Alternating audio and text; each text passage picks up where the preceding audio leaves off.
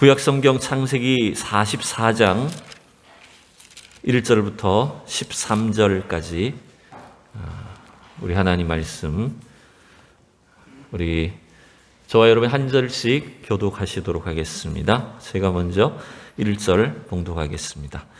요셉이 그의 집 청지기에게 명하여 이르되 양식을 각자의 자루에 운반할 수 있을 만큼 채우고 각자의 돈을 그 자루에 넣고 또 내 잔 곧 은잔을 그 청년의 자루 아귀에 넣고 그 양식 값 돈도 함께 넣으라 하매 그가 요셉의 명령대로 하고 아침이 밝을 때에 사람들과 그들의 나귀를 보내니라.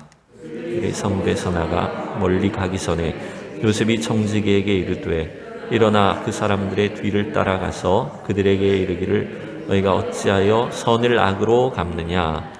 이것은 내 주인이 가시고 마시며 늘 점치는 데에 쓰는 것이 아니냐. 너희가 이같이 하니 악하도다 하라. 청지기가 그들에게 따라가서 그대로 말하니 그들이 그에게 대답하되 내 주여 어찌 이렇게 말씀하시나이까. 당신의 종들이 이런 일은 결단코 아니하나이다. 우리 자루에 있던 돈도 우리가 가나안 땅에서부터 당신에게로 가져왔거늘 우리가 어찌 당신의 주인의 집에서 은금을 도둑질하리이까. 당신의 종들 중 누구에게서 발견되든지 그는 죽을 것이요 우리는 내 주의 종들이 되리이다. 그가 이르되 그러면 너희의 말과 같이 하리라. 그것이 누구에게서든지 발견되면 그는 내게 종이 될 것이요 너희는 죄가 없으리라. 그들이 각각 급히 자루를 땅에 내려놓고 자루를 각기 푸니 그가 나이 많은 자에게서부터 시작하여 나이 적은 자에게까지 조사하매 그 잔이 베냐민의 자루에서 발견된지라. 다 같이 읽습니다.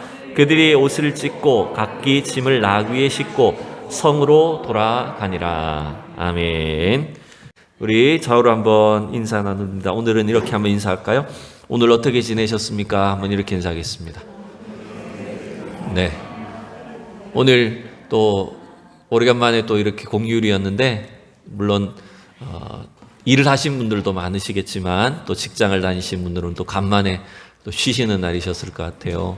다시 한번 뭐 하셨는지 한번 물어보세요. 오늘 뭐 하셨습니까? 네? 대답을 해야죠. 뭘 하셨는지. 우리 방철 집사님 오늘도 일하셨죠? 오늘 좀 쉬셨어요? 아유 다행이네. 네. 이렇게 또 그동안 또 쉬지 못하셨는데 또 잘 쉬셨으리라고 저는 믿습니다.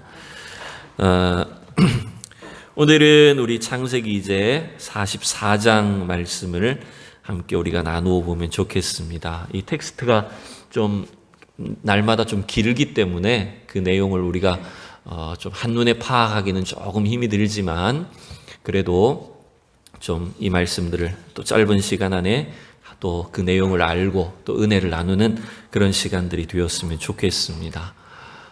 이전 장에서 이제 요셉의 형들은 두 번째로 애굽에 내려갔죠. 양식이 떨어져서 이제 다시 양식을 구하기 위해서 애굽에 내려가야 됐는데 그러나 조건은 요셉 앞에 애굽의 총리 앞에 서기 위해서는 누굴 데리고 가야 됐습니까? 막내 동생을 데리고 가야 되는데 아버지는 죽어도 못 보낸다는 것입니다. 그래서 겨우겨우 아버지를 설득해서 그리고 이 야곱이 결국 포기함으로 인해서 이제 막내를 데리고 애굽에 내려갈 수가 있게 되었습니다. 막 두려움과 걱정을 가지고 애굽에 내려갔는데 웬걸 요셉이 애굽의 총리가 막 자기 형제들을 다 환영을 해준 겁니다. 전혀 그들을 막 의심하거나 또 추궁하지 않고 그 형제들을 다 환영을 하고 또 요셉의 집에 초청을 해서 이 식사를 대접을 하고 그래서 정말 기쁘게 이렇게 식사를 한 장면이 이 43장에 기록이 되어 있었습니다. 그렇지만 그들은 여전히 요셉을 정체를 알았을까요? 몰랐을까요? 애굽의 총리가 자기 동생이라는 사실을 전혀 눈치채지 못하고 있는 상황입니다. 이제 성경은 44장에서 45장을 걸쳐서 이제 이 요셉 이야기의 가장 하이라이트, 어쩌면 우리가 드라마를 볼 때 제일 막 긴장이 되고 가장 재미있을 만한 그런 부분이 이제 44장, 5장에 걸쳐서 나타나게 됩니다. 근데 이 요셉은 자기의 신분을, 정체성을 드러내기 전에 이제 다시 한번 테스트를 거칩니다. 그게 오늘 이제 44장의 내용이에요. 그래서 오늘 설교 제목을 뭐라고 정했습니까, 여러분? 네, 은잔의 시험이라고 제목을 정했습니다. 그래서 이제 요셉이 이 형들을 알아보기 위한 이제 마지막, 이제 제일 최후의 시험을 테스트를 하게 되는데 그것이 은잔의 시험이었습니다. 참 이게 우리가 왜 감질을 하는 그런 드라마를 보게 되면 꼭 막 이렇게 하이라이트가, 클라이막스가 딱 오면 다음 주에 이러고 끝이 나잖아요. 마치 그것처럼 이게 막 뭔가 알려지려고 하면 또 이게 넘어가고 이런 식으로 사실 진행이 됩니다. 그게 오늘 44장의 내용이에요. 왜 이렇게 요셉은 계속 뜸을 들일까요? 이것이 단지 어떤 드라마처럼 사람들의 흥미를 끌기 위해서가 아닙니다. 요셉은 이 형들의 속마음을 아직 확인하고 싶었던 거예요. 과연 이 형들을 믿을 만한가? 과연 자신을 팔았을 때와 얼마만큼 형들이 달라졌는가? 그 형들을 알고 싶은 것입니다. 그래서 오늘 이 44장의 은잔의 시험을 통해서 요셉은 형들에 대해서 이제 알게 되고, 형들도 요셉에 대해서 알게 되고, 아직은 뭐 신분을 45장에 가야 알지만 뭔가 서로에 대해서 이해하게 되는 그런 과정이 44장에 기록이 되어 있습니다. 우리는 이제 그 내용이 무엇인가라고 하는 것들을 함께 이제 살펴보려고 합니다. 이 요셉은 이제 형제들을 아버지 집으로, 고향으로 돌려보내면서 한 가지 음모를 꾸몄습니다. 여러분, 그것이 어떤 음모였죠? 네. 아주 정교하고 교묘하게 형들을 이제 음모에 빠뜨립니다. 그래서 형제들이 집으로 곡식 자루를 치고 곡식 자루를 가지고 집으로 돌아가는 길에 그 자루에다 뭘 넣었어요? 네, 종들을 시켜가지고 거기에다가 가지고 왔던 돈도, 이 곡식 값으로, 양식 값으로 가져왔던 그 돈도 다 자루에다가 넣어버리고, 그리고 막내 베냐민의 그 곡식 자루에는 이 요셉이 사용하는 값비싼 은잔을 몰래 집어넣은 것입니다. 이 형제들은 꿈에도 알지 못하죠. 그래서 이튿날 이제 고향으로 출발을 하게 한 뒤에 이제 요셉이 추격대를 보내어가지고 아직 하루밖에 가지 못했는데 이 형제들을 사로잡아 버린 것입니다. 그러면서 이 요셉의 형제들이 이 도둑질한 것처럼 모함을 하게 된 것입니다. 그래서 그 중에서 이제 가장 큰 죄를 누가 졌어요? 네, 이 총리가, 애굽의 총리가 사용하는 은잔을, 이거는 사기지만, 은잔을 훔친 가장 큰 죄를 막내가 지게 함으로 인해서 이 막내 동생을 잡아놓겠다라고 하는 거죠. 여러분, 이게 왜 이런 시험을 했을까요, 요셉이? 왜 이렇게 형제들을 어려움에 빠뜨렸을까요? 앞서서도 말씀드렸지만 뭘 알기 위해서일까요? 형들의 마음을 알아보기 위해서인 거죠. 옛날 10명의 형들이 한 명의 동생 요셉을 어떻게 했어요? 은을 받고 팔아 넘겨버렸습니다. 마치 그것과 비슷한 상황을 만들어버린 겁니다. 10명의 형들이 막내 베냐민 한 명을 어떻게 처리하는가라고 하는 것들을 보려고 하는 것이었어요. 아주 이게 이 요셉이 자기가 겪었던 그 일과 비슷한 상황들을 지금 이 형제들에게 만들어 놓는 것입니다. 베냐민이 은잔을 진짜 훔쳤는지는 알지를 못하지만 이 막내의 어떤 실수 혹은 잘못으로 인해서 지금 형들은 위기에 빠지게 되었습니다. 그래서 여러분, 이 막내만 종으로 보내면 어떻게 할 수 있습니까? 지금 청지기가 요구하잖아요. 막내만 보내라. 너희들은 가도 된다. 그렇게 했을 때 이 10명의 형들이 막내만 요셉한테 애굽에 그냥 종으로 넘겨버리고 자기들만 돌아가면 살 수 있나요? 못 사나요? 살 수 있죠, 당연히. 그 아버지한테 가서 뭐라고 하면 돼요? 거짓말하면 되잖아요. 우리 죽다가 살았습니다. 겨우겨우 우리가 도망쳐왔고 이 베냐민만 잡혔습니다. 이런 식으로 둘러대 버리면 또 아버지는 슬퍼하긴 하겠지만 자신들은 어때요? 자유롭게 돌아갈 수가 있는 거죠. 그런 것들을 지금 테스트를 하려고 한 것입니다. 그래서 이 아무것도 알지 못하는 형제들은 요셉의 음모에 이제 호되게 걸렸습니다. 왜냐하면 너무 큰 대접을 받았으니까. 그죠? 막 걱정했던 마음들이 다 녹아질 정도로 큰 호의와 대접을 받고 잘 먹고 한 끼 대접을 잘 받고 하룻밤 쉰 뒤에 지금 고향으로 보내줬으니 얼마나 그냥 마음이 푸근했겠어요. 더군다나 시몬과 잡혀있던 시므온과 그리고 막내 베냐민까지도 아무 탈 없이 집으로 돌아갈 수 있게 됐잖아요. 근데 이제 이 요셉이 보낸 청지기 추격대에 잡혀가지고 이 형제들은 도둑의 누명을 쓰게 되었습니다. 자, 우리가 말씀을 통해서 좀 자세히 살펴보죠. 이제 형제들이 이제 뭐라고 대답을 하는지 한번 보십시오. 이제 요셉이 보낸 청지기가 너희들이 지금 이 내 주인의 그 귀한 물건을 훔쳤다. 이렇게 도둑놈들이다. 라고 이야기를 할 때 뭐라고 이제 대답을 하는지 우리 7절, 8절 두 절을 읽어볼까요? 시작. 그들이 그에게 대답하되 내 주여 어찌 이렇게 말씀하시나이까? 당신의 종들이 이런 일은 결단코 아니하나이다. 우리 자루에 있던 돈도 우리가 가나안 땅에서부터 당신에게로 가져왔거늘 우리가 어찌 당신의 주인의 집에서 은금을 도둑질하리까? 네. 당연히 여러분 이 형제들은 이 무서운 이 요셉 애굽의 총리 앞에 갔다가 이렇게 무탈하게 살아 돌아왔는데 어떻게 감히 여러분 도둑질을 하겠어요? 도둑질을 꿈도 꾸지 않았다는 거죠. 사실 맞죠 그게? 그리고 도리어 이전에 그 돈 안 내고 그냥 양식 가져갔다는 누명 쓸까봐 그 전에 돈도 다 가지고 왔잖아요. 그런데 우리가 어떻게 이 애굽 총리의 은금을 돈을 훔치겠습니까? 라고 하면서 뭐라고 단호하게 또 대답을 할까요? 9절 뭐라고 큰 소리 칠까요? 시작. 당신의 종들 중 누구에게서 발견되든지 그는 죽을 것이요 우리는 내 주의 종들이 되리이다. 네. 만약 도둑질한 놈이 있으면 그 놈은 죽어야 됩니다. 사형당해도 옳습니다. 그리고 우리가 다 종이 되겠습니다.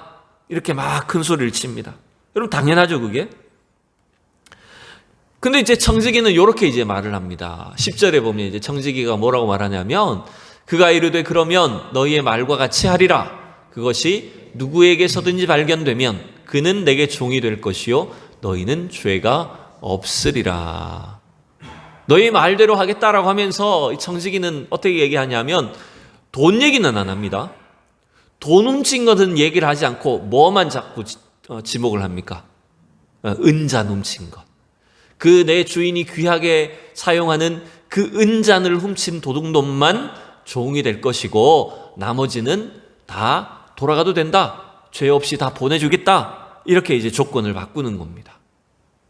그러니까 당연히 이 형제들은 누가 감히 그 요셉의 은잔을 훔치겠어요.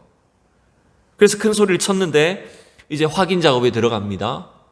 그래서 이제 11절부터 13절을 보면 이제 형제들이 이제 차례대로 곡식자루를 풀어요. 큰 형부터 루벤부터 이제 곡식자루를 풀어서 나가는데 보니까 다 뭐가 발견될까요? 이 성경에는 그런 내용이 자세히 기록되진 않았지만 우리가 당연히 앞에 상황을 놓고 알 수 있는 것, 당연히 곡식자루 속에 다 뭐가 발견될까요? 형제들마다? 그렇죠? 다 돈다발들이 발견될 겁니다. 그러니까 이게 형제들이 큰 소리를 쳤는데 사실은 자기 이 곡식자루에서 전부 다 돈다발들이 발견되니까 할 말이 없어지는 거예요. 거기다가 이제 마지막으로 막내 베냐민의 자루에서는 뭐가 나와버렸어요? 그 은잔이 나와버렸어요. 에이. 여러분 어떻게 보면 이제 모두가 다 도둑질한 상황이 되어버렸습니다. 그토록 중요하게 찾는 물건인 이 은잔이 베냐민의 자루에서 나와버렸습니다.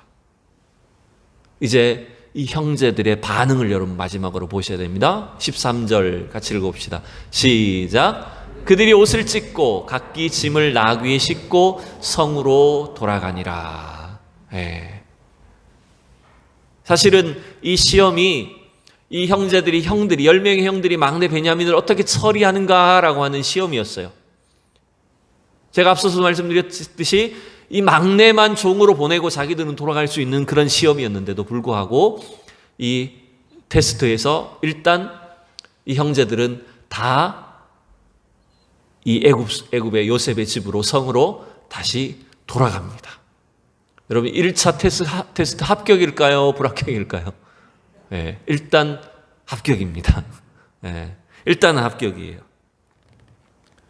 근데 이제 이 형제들의 마음이 어떤지는 사실은 정확하게 알지 못하죠. 요셉의 테스트에 1차 합격을 했어요. 요셉은 이제 이 형들이 얼마만큼 변화되었는지, 진심으로 고향에 있는 아버지와 이 막내 동생의 목숨을, 형제의 목숨을 정말 소중하게 여기는지를 이제 확인 작업, 두 번째로 이제 확인 작업을 이제 들어가게 됩니다. 그래서 이제 잡혀온 이 형제들을 이제 요셉이 직접 추궁을 하게 돼요. 그게 이제 14절부터 이제 이 44장 마지막 부분까지의 긴 내용이라고 보시면 됩니다. 이제 너무 기니까 우리가 다 볼 수 없어요. 우리가 중간중간에만 좀 보도록 하겠습니다. 자, 이제 요셉이 뭐라고 이제 추궁을 하는지 보십시다. 우리 15절 같이 읽어보겠습니다. 자막을 보시면 됩니다. 시작. 요셉이 그들에게 이르되 너희가 어찌하여 이런 일을 행하였느냐? 나 같은 사람이 점을 잘 치는 줄을 너희가 알지 못하였느냐? 여러분 이게 뭐에 대한 내용이에요? 은잔에 대한 지금 말을 하는 겁니다. 내가 얼마나 소중하게 여기는 은잔을 감히 훔쳐간단 말이냐라고 하면서 막 강하게 질책을 하고 추궁을 하는 거예요. 그런데 이 은잔을 어떤 용도로 쓰는 것이라고요? 점을 치는 용도로 썼다라고 지금 이렇게 말을 합니다. 이게 고대 이때에는요, 이런 그 잔에다가 여기 술이나 무슨 음료가 담길 것 아닙니까? 그럼 여기다가 이제 다른 종류의 어떤 뭐 기름이든 뭐 음료든 술이든 다른 종류의 액체를 이렇게 타서, 폭탄주인가 모르겠지만 하여튼 다른 종류의 음료를 타서 이게 어떻게 섞이느냐의 모양을 보고 점을 쳤다고 합니다. 실제로. 근데 이제 요셉이 그 은잔을 가지고 점을 치진 않았겠죠. 하나님을 믿는 사람인데 그렇게 점을 쳤겠습니까? 그건 아니고 아마 이제 애굽 사람의 그 풍습을 통해서 이 자기 신분을 사실은 감추려고 한 것 같아요. 그죠? 다른 애굽 사람들처럼 지금 요셉도 그렇게 한다는 거죠. 그리고 그 일을 하는 중요한 기구, 도구가 바로 이 은잔이라고 하는 것입니다. 근데 그걸 훔쳐갔다는 거예요. 그래서 추궁을 하는 겁니다. 이제 이 형제들은 사실 할 말이 없어요. 왜냐하면 증거가 나와버렸으니. 다 돈을 훔친 상황에다가 막내 베냐민까지 큰 소리를 쳤는데 막내 베냐민의 자루에서 이 은잔이 나와버렸기 때문에 뭐라 할 말이 없어진 거예요. 그때 이제 이 형제들을 대표해서 유다가 발언을 합니다. 유다가 긴 설명을 하기 시작합니다. 자, 우리 16절을 같이 한번 읽어봅시다. 시작. 유다가 말하되 우리가 내 주께 무슨 말을 하오리이까? 무슨 설명을 하오리이까? 우리가 어떻게 우리의 정직함을 나타내리이까? 하나님이 종들의 죄악을 찾아내셨으니 우리와 이 잔이 발견된 자가 다 내 주의 노예가 되겠나이다. 유다는요, 가나안에서도 아버지를 설득할 때 뭐라고 얘기했어요? 자기가 앞장서서 이 베냐민을 내가 꼭 지키겠다고 말을 하면서 데리고 왔어요. 근데 이제 유다는 이 11명의 형제들을 대표해서 애굽의 총리, 자기 동생인 줄도 모르고 애굽의 총리 앞에 이제 대표로 발언을 합니다. 근데 변명을 하는 것이 아니죠. 그죠? 뭔가 이걸 모면하겠다는 것이 아니라 어떻게 합니까? 우리가 다 종이 되겠습니다. 이 잔이 발견된 자뿐만 아니라 우리가 다 당신의 노예가 되겠습니다. 라고 하면서 이렇게 이야기를 하는 것입니다. 그러니까 이 유다의 말을 이제 보면 자신들의 그 죄를, 이 막내 동생의 죄만 크게 여기는 것이 아니라 이 죄를 다 우리의 죄입니다라고 하는 것으로 인정하는 걸 여러분 볼 수가 있습니다. 맞죠? 여러분, 우리는요, 때때로 좋은 일에서도 하나가 되어야 되지만 우리가 잘못한 일에 대해서도 사실은 이것은 다 우리의 죄고 우리의 잘못이다라고 하는 것들을 인정할 줄 알아야 됩니다. 어쩌면 이 장면에서요, 이 요셉의 형제들은요, 드디어 하나 되는 걸 여러분 볼 수가 있습니다. 왜 이 집안이 복잡했죠? 왜 이 야곱의 이 자식들이 서로 끼리끼리 나눠지고 복잡한 집안이었죠, 여러분? 여러분, 그럴 수밖에 없는 이유가 있었잖아요. 예? 무슨 이유 때문에? 예? 교회 오실 때는 성경과 뇌를 같이 가지고 오셔야 됩니다. 왜 그렇죠? 엄마가 다 다르니까. 다 엄마가 다른 이 복잡한 집안 속에서 자라다 보니까 이 형제들의 그 사이가 다 끼리끼리 나눠져 있었어요. 근데 드디어 이 형제들은 이 죄에 대해서 다 우리의 죄입니다라고 인정하는 하나가 되는 모습을 보여줍니다. 더군다나 이 16절에서 굉장히 중요한 구절이 하나가 있는데 중간에 잘 보시면 셋째 줄에 보면 넷째 줄이죠. 이런 내용이 있습니다. 하나님이 종들의 죄악을 찾아내셨으니. 여러분, 이 표현은 물론 돈과 은잔을 훔친 것 자체도 의미하겠죠. 1차적으로는 그 죄를 의미하는 것이겠죠. 자기들은 사실은 아무 물건을 훔치지도 않았는데 증거가 발견됐으니까 이건 하나님께서 우리의 죄라고 인정하시는 것이라고 하는 거예요. 그런데 여러분, 이 유다의 이 말 속에는요, 뭘 우리가 유추해 볼 수 있냐면 지금 이 요셉의 형제들은 어떤 죄를 기억하고 있는 걸까요? 어떤 과거의 죄까지도 지금 자신들의 잘못으로 깨닫고 인정하게 된 것일까요? 어떤 죄였죠? 네, 20여 년 전에 요셉을 죽이려다가 팔아넘긴 죄, 그 일에 앞장섰던 자가 사실 누구일까요? 유다였어요. 그러니 그 20여 년 동안 그 막내 동생을 팔아넘겼지만 사실은 속은 편하지 않았단 말이에요. 근데 뭐 죽었으리라고 생각하고 그냥 잊어버리면 된다고 살았는데 이게 20여 년이 지난 뒤에 그 자신들의 과거의 그 죄가 점점점 사무치게 다가오는 거예요. 우리가 그 한 명의 막내는 아니었지만 그 한 명의 동생을 그렇게 죽이려고 하고 없애버렸던, 팔아버렸던 그 일이 결국 지금 우리에게 그대로 다가왔구나 라고 인정하지 않을 수 없었던 거죠. 그렇게 이 형제들은 자신들의 죄를 이제 서서히 구체적으로 인정하고 드러내기 시작합니다. 자, 이제 요셉은 그러나 여기서 그치지 않습니다. 요셉이 또 더 강하게 몰아붙입니다. 17절 읽어봅시다. 시작. 요셉이 이르되 내가 결코 그리하지 아니하리라. 잔이 그 손에서 발견된 자만 내 종이 되고 너희는 평안히 너희 아버지께로 도로 올라갈 것이니라. 여러분, 애굽의 총리가 니네는 가라, 은잔이 발견된 놈만 내가 종으로 삼겠다라고 하는데 여러분, 남아있을 수 있을까요? 사실 그 권위 앞에 사실 어떻게 말을 할 수 있을까요? 그러니까 요셉은 이렇게 더 강하게 형들을 몰아붙이는 것입니다. 그럼 또 어떻게 반응하나 보기 위해서죠. 그때 이제 18절부터 34절 마지막 절까지 긴 본문이 유다가 단언하는 내용이 나옵니다. 지금까지 있었던 일들을 다시 한번 쫙 언급을 하면서 왜 이 막내를 놓고 우리가 돌아갈 수가 없는지 그 내용을 쫙 길게 설명을 해요. 이제 이 부분은 여러분 집에 가서 자세히 읽어보셔야 돼요. 너무 길어서 지금 우리가 다 못 읽어요. 우리 중간에만 조금 볼 텐데 내용을 이제 간략하게 요약하면 이런 거죠. 처음에 애굽에 내려가서 이 애굽의 총리, 자기 동생인지 모르는 애굽의 총리 앞에 섰을 때 그때 이해를 설명하고, 근데 이 총리가 자기들을 스파이로 누명을 씌웠죠. 스파이로 몰았죠.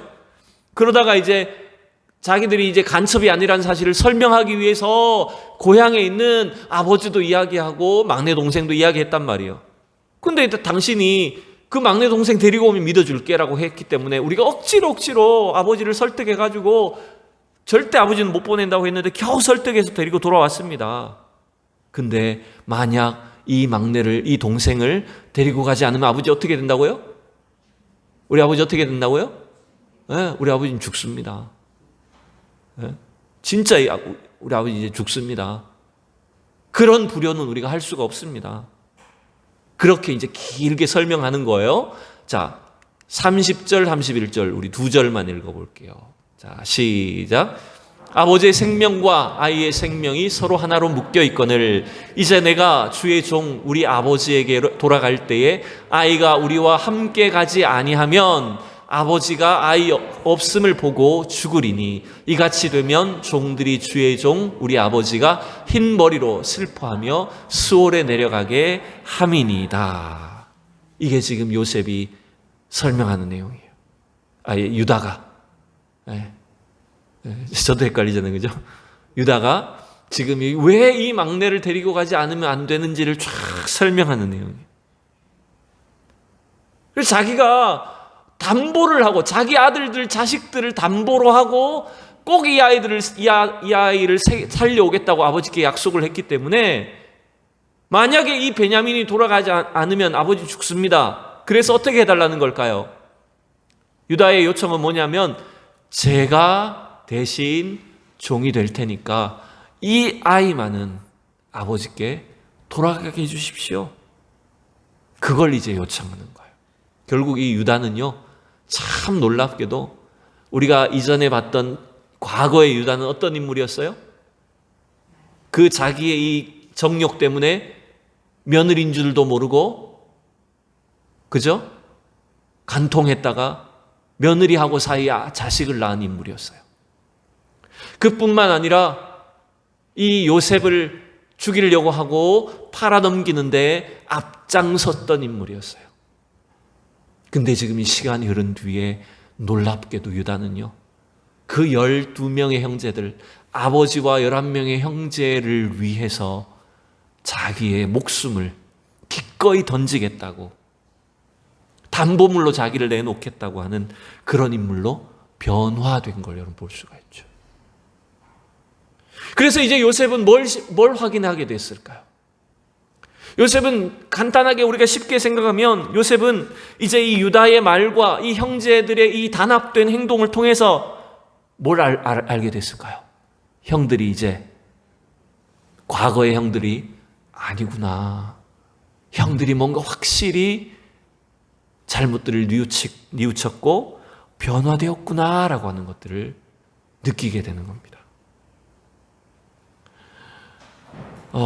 물론 이 요셉의 형들은 과거에 자기들이 돈을 받고 그 요셉을 팔아넘겼다, 어떻게 다 상세한 이야기는 아직 하지 않습니다. 그렇지만 그 일이 얼마나 큰 잘못이었는가라고 하는 것들은 지금 뼈저리게 느끼고 있는 거예요. 참 이게 절묘한 것이 뭐냐면요, 이 44장에서 굳이 왜 그 은잔과 돈으로 이렇게 지금 시험을 할까라고 하면 그 돈은 뭘 생각나게 하는 걸까요? 과거에 형들이 요셉을 팔아넘길 때 받았던 은돈을 생각나는 거예요. 그때 은 20개를 받았거든요.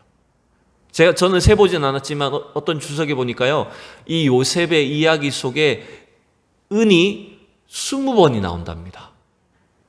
그 이후에 요셉을 애굽에 팔아넘긴 이후에 은이라는 단어가 20번이 딱 정확하게 기록되어 있대요. 결국 그게 뭘 자꾸 기억나게 하는 걸까요? 형들에게? 네. 자신들이 은돈을 받고 팔아넘긴 이 동생에 대한 그 죄를 자꾸 생각나게 하는. 그래서 이 상황을 통해서 이 형들이 이제는 뭔가 자신들의 죄를, 구체적인 죄를 뉘우치고 있구나라고 하는 것들을 알게 되죠. 또 은잔을 훔친 것으로 지금 여겨지는 이 막내 베냐민을 넘기면 자신들은 돈과 양식만 챙겨서 자유를 얻어서 돌아갈 수가 있잖아요.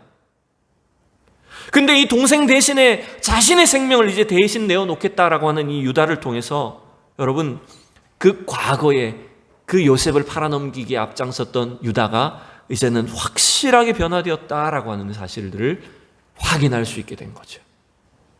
그러니까 이제 이 44장이 사실은 요셉이 자기의 정체성을 드러내기 위한 아주 준비 작업이었던 거예요. 아, 이제 내가 나를 드러내도 되겠구나라고 하는 것들을 확인하는 테스트였다는 걸 알 수가 있습니다. 자, 이제 그 내용은 우리가 이제 45장에 가서 볼 것이고요. 네, 그건 다음 기회에 이제 보실 거고요. 이제 오늘은 마지막으로 저는 이 44장을 통해서 이 형제들 사이에 일어난 뭔가 지금 이 본문 이 내용의 한 커플 밑에 깔려 있는 굉장히 중요한 어떤 그 것들을 좀 마지막으로 찾으면 좋겠습니다. 저는 그렇게 한번 이름을 붙여봤어요.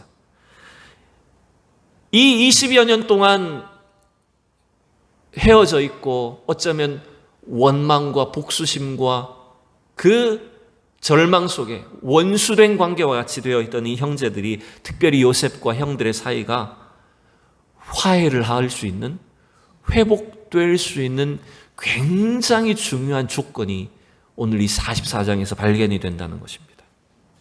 여러분, 그것은 뭐냐면요, 제가 일단 정답을 말씀드리고 말하면 그것은 뭐냐면 서로를 이해하는 것이었습니다. 서로를 이해하게 된 것입니다. 자, 이제 뭘 이해하게 됐는지 여러분 이제 살펴볼게요.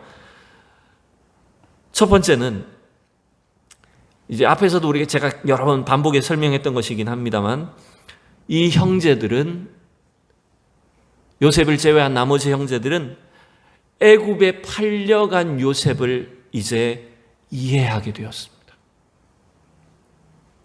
이 은잔의 시험이 바로 그걸 알려준 거예요. 은과 돈을 훔친 것 때문에 막내 베냐민이 어쩌면, 막내 베냐민만 어쩌면 종으로 팔려갈 수 있는 상황이었어요. 그 일을 통해서 이 형제들은 과거의 자신들의 행동으로 인해서 이 동생 요셉이 애굽에 팔려가게 된 일이, 그것이 얼마나 그 아이에게 큰 상처가 되었을까. 그냥 막연하게 여러분 어디 가다 죽었겠지, 지금까지 그렇게만 생각하고 살았단 말이에요. 근데 그 일을 다시 20년 만에 반복하면서 보니까 이 막내 베냐민을 여러분 얘만 종으로 팔아넘기게 되면 얘가 어떤 일을 겪게 될까요? 아버지는 또 뭘 느끼게 될까요? 그걸 다시 생각하면서 20년 전에 요셉이 어떤 느낌이었을까? 우리는 그를 외면했지만 그때 애가 얼마나 괴롭고 힘들었을까라고 하는 것들을 드디어 이해하기 시작했습니다. 형제들은, 특별히 막내 베냐민까지도 그 요셉을 이해하는 단계에 들어갔어요. 두 번째, 이 형제들은요, 특별히 형들은 아버지를 이제 이해하기 시작합니다. 물론 그동안도 아버지가 얼마나 괴로워했는지, 없어진 아들 요셉 때문에 얼마나 눈물 짓고 했는지를 알고 있죠. 근데 다시 한번 이 베냐민을 잃어버릴 뻔한 이 사건을 통해서 아버지의 고통과 아픔을 자신들의 고통으로 알기 시작합니다. 자, 13절을 우리 다시 한번 보시면, 13절 자막을 보십시오. 시작. 그들이 옷을 찢고 각기 짐을 나귀에 싣고 성으로 돌아가니라. 이게 지금 뭐냐면 은잔이 발견됐을 때 행동들이었어요. 근데 여러분, 옷을 찢었다라고 하는 걸 또 뭘 생각나게 하는지 아십니까? 37장에서요. 그쵸. 그 형들이 요셉을 팔아넘긴 뒤에 그 채색 옷만 딱 가지고, 피 묻은 채색 옷만 가지고 아버지한테 보여주면서 뭐라고 했어요? 얘가 짐승에 물려갖고 죽은 것 같습니다. 이렇게 설명을 해버렸단 말이에요. 그때 아버지가 어떻게 반응했는지 우리 같이 읽어봅시다. 37장의 33절 4절 시작. 아버지가 그것을 알아보고 이르되 내 아들의 옷이라. 악한 짐승이 그를 잡아먹었도다. 요셉이 분명히 찢겼도다 하고 자기의 옷을 찢고 굵은 배로 허리를 묶고 오래도록 그의 아들을 위하여 애통하니. 아버지 야곱은 그 사랑하는 아들 요셉이 죽었다라고 생각할 때 자기의 옷을 찢고 죄를 뒤집어 쓰고 눈물을 흘리며 애통했어요. 그 뒤에 구절을 보면요, 형제들이 아무리 아버지를 위로해도 전혀 아버지가 위로를 못 받았다라고 되어 있어요. 이 요셉의 형들은 자신들의 저지른 죄로 인해서 아버지가 그 과거에 그렇게 옷을 찢으며 고통스러워했던 그 고통을 지금 20여 년이 지난 뒤에 느낀 거예요. 이것이 얼마나 심각한 죄였는가라고 하는 것들을, 아버지가 왜 그렇게 힘들어했는가라고 하는 것들을 느낀 거예요. 그래서 이제 자기들도 옷을 찢고 요셉이 있는 성으로, 애굽으로 돌아갔다라고 되어 있었습니다. 사실 이때만 해도요, 형들은 우리가 아버지한테 좀 잘못하긴 했어, 이런 생각은 하긴 했지만 왜 아버지는 저럴까라고 사실은 늘 때때로 그런 생각하며 살았습니다. 요셉만 예뻐하는 아버지가 원망스러워서 여러분 동생도 미워하면서 그를 팔아봤던 형들이 이제 아들을 잃은 아버지가 애통하는 그 마음을 이 베냐민을 통해서 깨닫게 된 거예요. 그래서 오늘 44장 다시 보시면 30절 31절 다시 한번 보실게요. 아니네, 이게 지금 제가 좀 잘못 띄운 것 같은데, 자, 여러분 성경을 보십시오. 성경의 30절, 제가 이거 빠뜨린 것 같아요. 30절 31절 시작. 아버지의 생명이 아이의 생명이 하나로 묶여 있거늘 이제 내가 주의 종 우리 아버지에게 돌아갈 때 아이가 우리와 함께 가지 아니하면 아버지가 아이의 없음을 보고 죽으리니 이같이 되면 종들이 주의 종 우리 아버지가 흰머리로 슬퍼하며 수월에 내려가게 함이니이다. 이게 아까 읽었던 구절이네요, 그죠? 그러니까 이 아버지의 생명과 아이의 생명이 하나다라고 하는 것, 즉 아버지의 그 생명과 요셉의 생명은 사실은 하나였구나라고 하는 것들을 형들은 지금 느낀 거예요. 사실 자식된 입장에서요, 우리 이 땅에 우리 자식들이 저도 젊은 축에 속한다면 우리 부모님의 마음을 헤아리지 못할 때가 사실은 참 많아요. 특히 이 요셉의 집안처럼 이 형제들 사이에 뭔가 이렇게 막 갈등 구조가 있을 때, 그럴 때 참 많지 않습니까? 왜 아버지는 오빠한테만 잘해주고, 왜 누구한테만 이렇게 돈을 대주고 막 이러면서 거기에 막 원망이 우리가 생기기도 하고.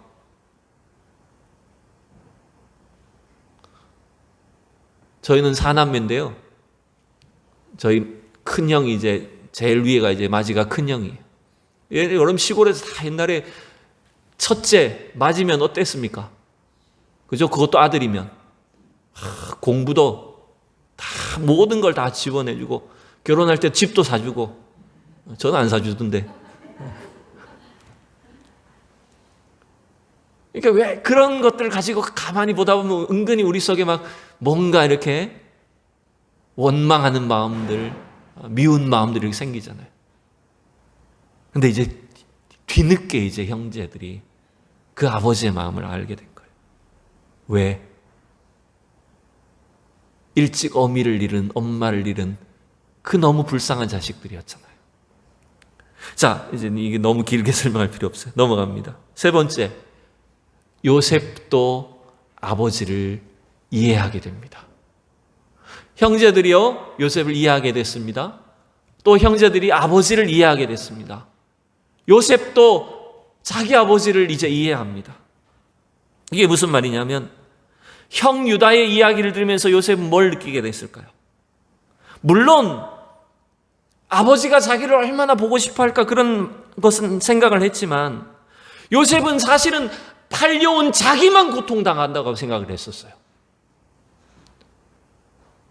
나만 형들에게 미움을 받아서 내가 이 고생을 하고 내가 지금까지 살았다라고 하는 그 생각이 사실은 훨씬 컸었어요. 근데 형들의 얘기를 들어보니까 아버지가 어떻게 지난 세월을 살아왔다고요? 아버지가 지난 20여 년 세월을 어떻게 살았다고요? 가장 사랑하는 아들이 맹수에 물려 죽은 것이라고 생각하고 그걸 잊어버린 것이 아니라, 여러분, 자식이 죽으면 어디 묻는다고요? 가슴에 묻는다고요. 그 자식을 가슴에 묻고 잊지 못해서 눈물로 20여 년을 살아왔다는 사실을 생각하니까 사실은 나보다 아버지가 더 고통스러웠구나. 그 아버지의 아픔을 요셉은 이제 느끼게 됐습니다. 사실 여러분, 총리가 된 뒤에 요셉의 아버지 찾으면 돼야 안 돼요? 찾을 기회가 있었어요, 없었어요? 있었어요. 근데 안 찾았어요, 지금까지. 이유는 잘 모르겠어요. 충분히 총리가 된 뒤에 아버지 찾아가도 되잖아요. 자기 총리 됐는데 7년의 풍년 동안 아버지 찾아갈 기회가 무수히 많이 있었을 거예요. 어떤 이유에서인지 요셉은 아버지 찾아가지 않았어요. 그런 면에서 보면 어쩌면 요셉은 자기만 아픈 줄 알고 있었던 불효자라는 사실을 느끼게 된 거예요. 그러면서 이제 아버지의 아픔을 이해하기 시작했습니다. 자, 이제 마지막입니다. 요셉은요, 형들도 이제 이해하게 됐습니다. 쉽게 말하면 요셉은 형들을 어떤 인간으로 알고 살았습니까? 지금까지. 인간도 아니다, 그것들은. 예? 근데 이제 이 유다의 말을 가만히 듣다 보면요.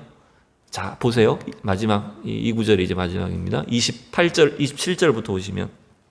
자, 같이 읽어봅시다. 주의 종, 우리 아버지가 우리에게 이르되, 너희도 알거니와 내 아내가 내게 두 아들을 낳았으나 하나는 내게서 나갔으므로 내가 말하기를 틀림없이 찢겨 죽었다 하고 내가 지금까지 그를 보지 못하거늘 너희가 이 아이도 내게서 데려가려 하니 만일 제 해가 그 몸에 미치면 나의 흰머리를 슬퍼하며 수올로 내려가게 하리라 하니. 여러분, 이건 누가 한 말이에요, 지금? 네. 아버지 야곱이 유다와 형제들을 보낼 때 했던 말이에요. 그러니까 유다는 지금 애굽의 총리 앞에 자기 아버지가 지금 막내 안 데리고 가면 죽습니다라고 하는 설명하기 위해서 아버지의 말을 그대로 지금 전달을 해주고 있는 거예요. 그렇죠? 그래서 아버지가 뭐라고 했냐면 우리에게 이르기를 너희도 알거니와 내 아내가 내게 두 아들을 낳았으나 하나는 내게서 나갔고 너희에게 말하기를 찢겨 죽었다 하고 그리고 또 하나를 너희가 데리고 간다고 하니 그 아들 잘못되면 나 죽는다 이 얘기를 한 거예요. 근데 여러분 가만히 보세요. 이 야곱이란 인간이 아버지한테 인간이랑 좀 이상하지만 이 야곱이 맨날 말할 때마다 자기 아내는 누구밖에 없는 거예요. 죽은 라헬밖에 자기 아내가 없고 자기 아들은 누구밖에 없는 거예요. 요셉과 베냐민밖에 자기 아들이 아닌 거야. 자기 자식들한테 그렇게 얘기하는 거예요, 평소에. 그 얘기를 가만히 들어보니 이제 요셉은 형들이 그동안 어떤 느낌으로 살았을까요? 자기 형님들은. 자기는 어릴 때 철이 없어갖고 맨날 사랑만 받았지 형들이 어떤 느낌인지 몰랐어요, 지금까지. 근데 이 유다를 통해서 아버지 이야기를 전달을 받으면서 보니까 우리 아버지는 맨날 자기 분인 라헬밖에 없고 자식은 요셉과 베냐민밖에 없는 사람이었어요. 그러니까 그 이야기를 평생 들으면서 자라왔던 이 형님들은 어떤 마음이었을까요? 얼마나 아버지가 원망스러웠을까, 형님들은. 얼마나 섭섭했을까. 요셉은 이제 드디어 형님들의 마음을 이해하기 시작한 겁니다. 여러분, 이해하는 데에서 우리가 화해할 수가 있습니다. 우리가 서로를 이해해야지만 진정한 용서와 회복이 시작이 됩니다, 여러분. 그래서 우리는 오늘 이 말씀을 통해서 우리 여러분 집안에서도 여러분 남편과 아내든 부모 자녀시기든 특별히 형제 사이든 우리 가정에서도 그렇고 우리가 이렇게 형제만큼이나 가까이 지내는 매일 만나는 우리 교회에서도 우리 성도들 사이에서도 그렇고 여러분 오늘 이 말씀을 기억하셔야 됩니다. 참으로 내가 이해하지 못했구나. 여러분 이해라는 것은요 쉽게 말하면 그 사람의 눈높이가 되어주는 것입니다. 내 기준으로 보면 이해됩니까? 안 됩니까? 내 눈으로 보면 이해가 안 돼요. 내가 갖고 있는 선악의 기준으로 판단하면 아무도 이해가 되지 않아요. 근데 여러분, 이해하는 것은요, 영어에서도 understand거든요. 밑에 서는 것이거든요. 그 사람과 똑같이 눈높이를 맞추어서 그 사람의 입장에서 봐주는 거예요. 이 요셉과 형제들이 서로 이제 그 형제들을, 아버지와 형제들의 그 입장에서 이제 서로를 바라보니까 이해하기 시작한 거였어요. 여러분, 이러한 정말 성령님이 주시는 이해를 통해서, 은혜를 통해서 우리 관계 속에, 또 우리 가정 속에, 교회 안에 참으로 주님이 주시는 그 화해와 용서와 회복의 귀한 축복이 있기를 축복합니다. 기도하겠습니다. 하나님 아버지, 은혜를 감사합니다. 오늘 이 44장의 긴 말씀을 통해서 요셉의 가정 안에 이루어지고 있는 그 이해와 회복과 용서를 우리가 살펴보았습니다. 하나님, 이러한 은혜가 우리에게 있게 하여 주시옵소서.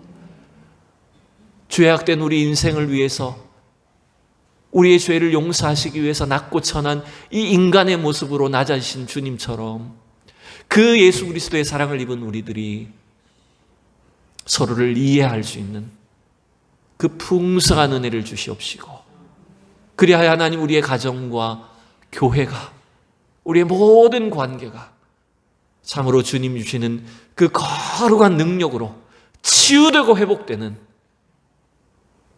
그래야 다시 온전히 하나를 이루어 하나님께 영광을 드릴 수 있는 그 귀한 축복을 허락하여 주시옵소서. 예수님의 이름으로 기도하옵나이다. 아멘.